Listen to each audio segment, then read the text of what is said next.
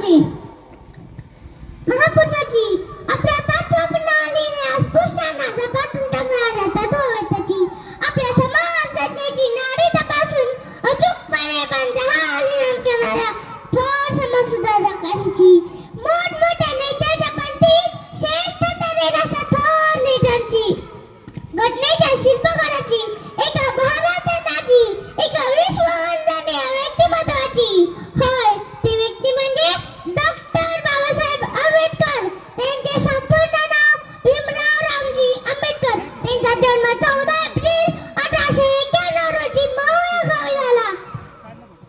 म्हणून मला बाबासाहेबांविषयी असं म्हणायचं वाटते की मोजू तरी कशी उंची तुमच्या कर्तृत्वाची, तुम्ही जगाला शिकवली वाटत्या माणुसकीची.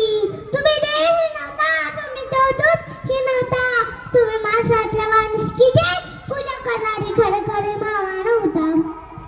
खरं तर बाबासाहेबांना दाढी चटके सुद्धा लागले. एवढंच नाही तर शाळेच्या दारात बसून शिकावं लागलं आणि एवढंच नाही तर रुपयाची पट्टी राहावं लागलं. तरी बाबासाहेब हादरायला पाठीमागं सरले.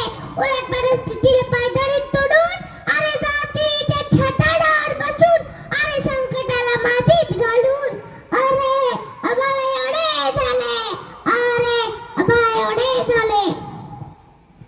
बाबासाहेब म्हणतात आपल्या दरिद्राची लाज वाटता कामा नाही.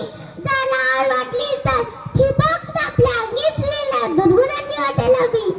लक्षात ठेवा, जे संघर्ष करतात ते यशस्वी होतात. म्हणून मला असं म्हणायचे वाटते की दलितांचे ते तलवार होऊन गेले, अन्यायावर प्रहार होऊन गेले. होते ते गरीबच, पण या जगाचे कोहिनूर होऊन गेले, जगाचे कोहिनूर होऊन गेले.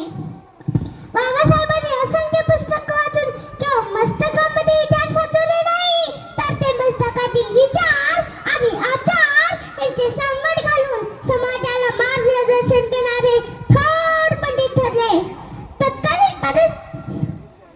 तत्कालीन परिस्थिती फार विचित्र आणि अन्यायकारक होती. अस्पृश्यांना अनेक ठिकाणी अपमान सहन करावा लागत होता, अनेक ठिकाणी हक्क नाकारलेले. तेव्हा बाबासाहेबांनी पिण्याच्या पाण्यासाठी व मंदिराच्या प्रवेशासाठी सत्याग्रह केले आणि यशस्वी झाले. चुकीच्या निर्णय जाहीर बंद करण्याची धमक जी जात असते, त्याच्यातच स्वतःचे अस्तित्व निर्माण करण्याची धमक असते. एकटेपणाची भीती त्यांनाच असते ज्यांना गुलाम म्हणून राहायची सवय असते, ज्यांना गुलाम म्हणून राहायची सवय असते. बाबासाहेब एक अर्थतज्ञ होते. त्यांचे काम संपूर्ण देशासाठी नाही, संपूर्ण जगभरासाठी प्रेरणादायक आहे. म्हणून मला बाबासाहेबांच्या जीवनातील एक जागतिक प्रसंग सांगायला वाटते. इंग्लंडवरून भारतात रेल्वेचे कमिशनर आले होते. त्यांना रुपयाच्या विनिमयाचा दर ठरवायचा होता. त्या कमिशनरला सर्व अर्थतज्ञांना बोलवले गेले होते. त्यात डॉक्टर बाबासाहेब आंबेडकर हे सुद्धा होते. तेवढ्या सर्व अर्थतज्ञांनी आपली मते मांडली व शेवटचे मत डॉक्टर बाबासाहेब आंबेडकर हे मानणार होते. तेवढ्या डॉक्टर बाबासाहेब आंबेडकरांचा नंबर आला. तेवढ्या डॉक्टर वेलबी म्हणाले, डॉक्टर आंबेडकर ज्या विद्वान अर्थतज्ञांनी जेव्हा तेव्हा संतापी सांगितलं आहे, तेव्हा तुमचे मत ऐकण्याची मला अशक्य वाटत नाही. तेवढ्या डॉक्टर बाबासाहेब शांत व नम्रपणाने म्हणाले, डॉक्टर वेलबी ज्या अर्थतज्ञांनी जेव्हा संदर्भ सांगितलं आहे, त्यांनी ज्या पुस्तकातील सांगितले आहे, त्या पुस्तकाचा लेखक मी स्वतः आहे. ते मी आणि मीच पूर्ण करू शकतो. तेव्हा डॉक्टर वेलबी खाली उतरले व बाबासाहेबांच्या हातात हात घालून त्यांची माफी मागून रुपयाच्या विनिमयाचा दर ठरवायचा काम त्यांच्याकडे सोपवला.